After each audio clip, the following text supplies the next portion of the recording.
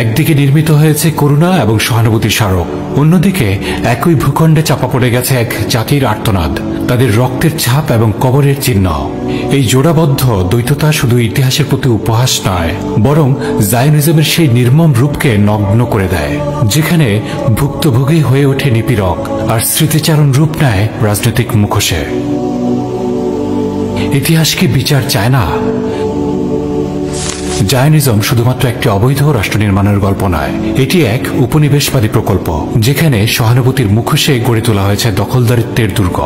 ইহুদিবাদ ধর্মের নাম করে যে রাজনৈতিক আন্দোলন চালিয়েছে তা ধর্মীয় নয়, বরং উপনিবেশিক আধিপত্যের ছন্দরূপ। পাশ্চাত্য এই প্রকল্পে শুধু নীরব দর্শক নয়, বরং সক্রিয় সহযাত্রী। নিজেদের পাপ প্রচারের নামে আরেক জাতিকে উচ্ছেদ করেছে, হত্যা করেছে, ইতিহাস থেকে মুছে ফেলার চেষ্টায় লিপ্ত থেকেছে।